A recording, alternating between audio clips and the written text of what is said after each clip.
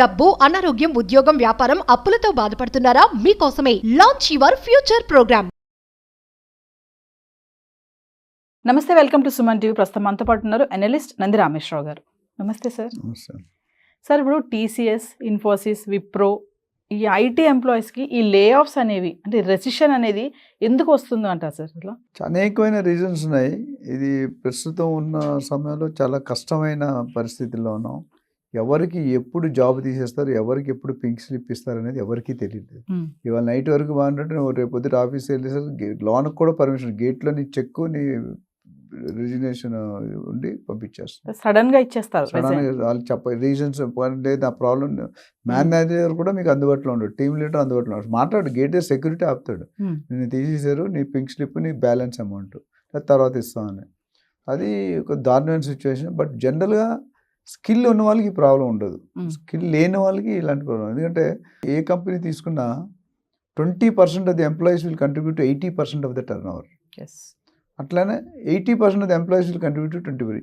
ఇది 80% ఉన్నాడా 20% ఉన్నాడు, దాన్ని బట్టి 20% ఎంప్లాయీస్ ఉంటే ప్రాబ్లం ఉండదు, 80% ఉంటే ఎనీ టైం తీసేవచ్చు, బంతాట అన్నట్టు ఉంటుంది. సో ఇక్కడ ఏంటంటే లే ఆఫ్స్ ఎందుకు జరుగుతాయంటే, మన ఇండియా వాళ్ళందరూ కూడా most of the time US కంపెనీస్కి ఇక్కడ ఉండి పనిచేస్తారు. అంటే వాళ్ళకి రాత్రి అయితే మన పొద్దుట, మన పొద్దుటైతే వాళ్ళు రాత్రి, వాళ్ళ టైంలో మన దగ్గర మన నైట్ డ్యూటీలు పడతాయి. మనకి వాళ్ళు ఇప్పుడు అమెరికాకి మనకి 12.5 hours తేడా ఉంది.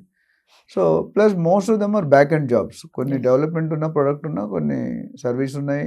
ఇప్పుడు డెలాయిట్ ఇవన్నీ కూడా సర్వీస్ ఓరియంటెడ్.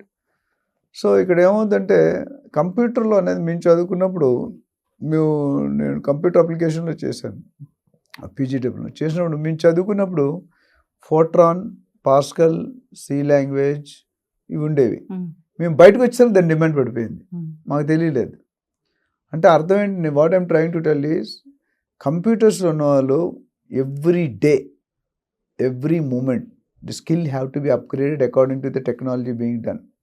అమెరికాలో 10 సంవత్సరాల ముందు వాడిన టెక్నాలజీ మనకు కొత్త టెక్నాలజీగా వస్తుంది. అంటే వీఆర్ 10 years బ్యాక్, బట్ ఇప్పుడు కొంచెం తగ్గింది. సో మనం ఒకప్పుడు జావా చేస్తే పెద్ద ఇది, తర్వాత జావా ప్లస్ అని వచ్చింది, జావా ప్లస్. దాని తర్వాత ఇప్పుడు చాలా అదర్ ఎడిషనల్ ప్రోగ్రామ్ ఇటు జావా చేసినట్టు తీసుకోవట్లే, చాలా ప్రోగ్రామ్స్ వచ్చేసాయి. జావాలోనే 10 ప్రోగ్రామ్లు ఉన్నాయి. అట్లనే పైథాన్, అంతమంది పైథాన్ చేసేసారు. పైథాన్తో పాటు full stack development, front end, back end, రకరకాల, మనకు అన్నీ తెలియవు, కొన్ని వరకు చెప్తున్నా. ఇవన్నీ కూడా కొంతమంది స్టూడెంట్స్ ఆ పేర్లే తెలియదు, మీనింగే తెలియదు. Then how they will survive? And tools వాడేటప్పుడు ఒకే టూల్ అన్ని ప్రోగ్రామ్కి వాడలేం. Tools also have to be change, upgraded. ఏ చెట్టుకి ఎంత గాలి అంటే ఎంత చెట్టుని అంత గాలి అంటారు కదా, జిత్తన ఆట ఉత్తన రోటీ.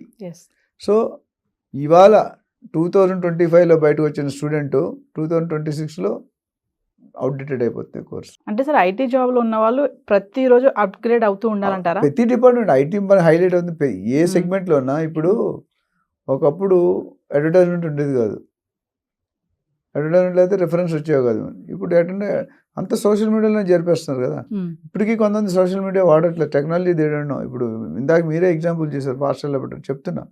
సో అలాగే మీరే కాదు, చాలామంది ఆ విధంగా ఆ పరిస్థితి. ఎందుకంటే ఇక్కడ ఫేక్ సర్టిఫికేట్స్, ఇల్లీగల్ దొంగ సర్టిఫికేట్స్, ఫేక్ సర్టిఫికేట్స్ పెట్టి జాబ్కి వెళ్ళిపోవడం, కన్సల్టెంట్ డబ్బులు ఇంత మాట్లాడు, కన్సల్టెంట్ డబ్బులు తీసుకోవడం, బండి తోచడం, వాడు అక్కడ లేకచాట్లు పెట్టడం. మొన్న యూకేలో ఒక అబ్బాయి రోడ్డు మీద పడేశారు, ఇక్కడికి వెళ్ళి 2 నెలల నుంచి తీసి పెట్టేశారు. ఆయన దగ్గర 5 లక్షలు తీసుకెళ్ళంట, 5 లక్షలు నెల రోజులు ఖర్చు పెట్టాడు. అయిపోయిన తర్వాత ఒక వీడియో పెట్టాడు, అక్రమంగా నన్ను ఇలా చేశారని. పోలీసు ఎవరో చూసి రెస్పాండ్ అయ్యారంట.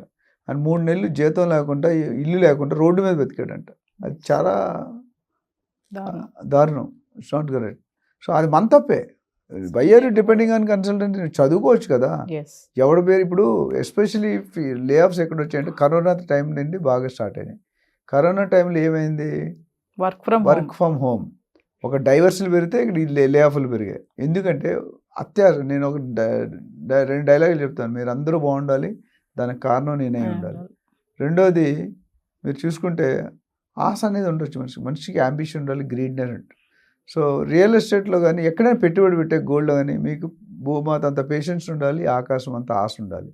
ఆశ అత్యాశకి వెళ్తే చీటింగ్. ఇక్కడ ఏంటి, అత్యాశకి వెళ్ళిపోతున్నారు ఐటీ వాళ్ళు. అల్లుడికి అంటే అత్తగారికి మోజు, అల్లుడికి అంటే ఇక్కడ అమెరికన్ జాబ్ అంటే మోజు, అక్కడ కోటి రూపాయలు ఖర్చు పెడితే 5 కోట్లు కట్నం అడుగుతున్నారు. అంటే ఫేక్ సర్టిఫికేట్స్ పెట్టేసి ఐటీలోకి వెళ్ళిపోవడం, అక్కడ కట్నం తెచ్చుకోవడం, తర్వాత అటు బయటకు వచ్చేయడం, తీసేస్తారు బయటకు వచ్చేయడం. స్కిల్స్ లేకపోవడం వల్ల ఈ లే ఆఫ్స్ వస్తున్నాయి. అంతే కదా, మరి టాలెంట్ ఉన్నాడు ఇప్పుడు ఎవరు వదులుకుంటారండి? ఏ సినిమా తీసినా ఒకప్పుడు ఏమి ఫ్లాప్ సినిమాలు, అమితాబ్ బచ్చన్ గారు అయితే 10 సినిమాలు వరుసగా ఫ్లాప్ అయినాయి, 10 సార్లు రోడ్డు మీద పడ్డాడు ఆయన. కానీ ఆయన లేచాడుగా, ఆయన టాలెంట్ ఉంది కాబట్టి లేచాడు. అంటే ఏఐ వచ్చి ఈ లే ఆఫ్స్ తీసుకొచ్చింది అంటే ఏం చెప్తారు సార్? ఏఐ వల్ల జాబులు పోవండి, చాలా రాంగ్ నోషన్. అక్యురసీ పెరుగుతుంది, టైం లెవెల్ తగ్గుతుంది. అయితే ఎవరికైతే స్కిల్ లేదో వాళ్ళు మాత్రం పోతారు. మరి ఏ సబ్జెక్ట్ అయినా లేని వాళ్ళు జాబ్. ఇప్పుడు కరోనా టైంలో ఏమైందంటే ఇంటర్వ్యూ చేయడం వల్ల వాళ్ళకి ఏం తెలియలేదు కంపెనీస్కి. ఒక్కొక్కటి 3 జాబులు చేశాడు, 2 జాబులు 3 జాబులు. అంటే మనం కంపెనీలో జాయిన్ అయ్యి అపాయింట్మెంట్ లెటర్ ఉంటుంది 10 పేజీలు 20 పేజీలు. ఆ లెటర్లో క్లియర్గా రాస్తాను, నువ్వు మా కంపెనీకి డెడికేటెడ్గా చేయాలి, ఇంకెక్కడా పని చేయకూడదు, చేస్తే ఈ ప్రాబ్లమ్స్ ఉంటాయి. అది పక్కన పెట్టేసి 3 కంపెనీలు 4 కంపెనీలు చేయడం వల్ల రియాలిటీ దేని మీద అటు గ్రిప్ లేదు. అంటే ఎవ్రీ ఇయర్ అప్గ్రేడ్ చేయాలి. ఈ 4 కంపెనీకి వెళ్ళి రావడానికి బతుకు బజార్ అయిపోతుంది. కానీ అలా చేసినప్పుడు ఏమైంది, ఎప్పుడైతే టైట్ అయిందో, యుఎస్ ప్రాజెక్ట్స్ ప్రైవేట్ కంపెనీలు అండి, అవన్నీ గవర్నమెంట్ కంపెనీస్ కాదు. ప్రాజెక్ట్ ఉంటే మనుషులు ఉంటారు, మనకు పర్మనెంట్ లేబర్, క్యాజువల్ లేబర్ అంటారు ఇండియాలో. పర్మనెంట్ లేబర్ ఆడు బిజినెస్ ఉన్నా లేకపోయినా they will have to pay. Casual labour business అది తీసేస్తాడు. ఇప్పుడు నేను కంపెనీకి సీఈఓగా చేశాను, 1500 ఎంప్లాయీస్, 1000 మంది క్యాజువల్ లేబర్. ప్రాజెక్ట్ లేదనుకోండి తీసేస్తాం. సో ఆ 1500కే పే చేస్తాం. ఇక్కడ ఏమైంది, ఈ 3-4 జాబులు చేయడం వల్ల తర్వాత లే ఆఫ్ అయిపోయిన తర్వాత పిలిచారు వర్క్ ఆఫీసర్ని, అప్పుడు రానన్నారు. వీళ్ళకి 3 జాబులు చేయలేడుగా, అక్కడికి వెళ్తే రానన్నాడు, లే ఆఫ్ ఇస్తారు. అదొక రీజన్. ఇప్పుడు లేటెస్ట్గా రెసిషన్ నడుస్తుంది, 2013-14లో నడిచింది, 2008లో నడిచింది. కాకపోతే ఇప్పుడు కొద్దిగా బాగా ఎక్కువైంది. సో దీనివల్ల ఏమవుతుందంటే ప్రాజెక్ట్ లేకపోయినా వాళ్ళు పే చేయలేరు కాబట్టి తీసేస్తారు. ఇంకా పెద్ద తలకాయల మీద పడ్డారు ఇప్పుడు. అంటే ఇప్పుడు ఒక హెడ్కి హై ప్యాకేజ్ వాడి ప్లేస్ 10 మంది తీసుకుంటున్నారు, లేకపోతే 5 మంది. అంటే వాడికి ఒక్కటి శాలరీలో 10 మంది వస్తే అవుట్పుట్ ఎక్కువ వస్తుంది కదా. అంటే కొద్దిగా ఎక్స్పీరియన్స్ ఆల్వేస్ మ్యాటర్స్, తేడా ఉంటుంది. But some temporary. ఇప్పుడు 10 లక్షలు ఇచ్చి 1,00,000 ఇచ్చి 10 మంది పెట్టుకోవచ్చు కదా. జాబులు లేని 1,00,000-2 లక్షలు చేరిపోతారు. అండ్ సార్ ఫైనల్లీ ఇప్పుడు మనం అబ్రాడ్లో చూసుకుంటే కూడా ఈ లే ఆఫ్స్ అనేవి మనం చూస్తూనే ఉన్నాం. ఆ ఇంపాక్ట్ మరి మన మీద కూడా ఇక్కడ కూడా పడుతుంది అంటారా? డెఫినెట్గా పడుతుంది. ఇప్పుడు ఇండియా వాళ్ళే ఎక్కువ వెళ్తున్నారు అన్నాం. మెక్సికన్స్, చైనీస్, ఇండియన్స్ ఎక్కువ contribution of that. Last time 2.45 lakhs ఫిగర్లు మాట్లాడుకున్నాం కదా. ఎందుకంటే జాబులు లేకపోతే, జాబులు ఎందుకుంటే అంటే most of the student doesn't upgrade themselves. ఇప్పుడు ఒక ప్రాజెక్ట్లో ఒక టూల్ వాడితే ఇంకో ప్రాజెక్ట్లో ఆ టూల్ వాడరు.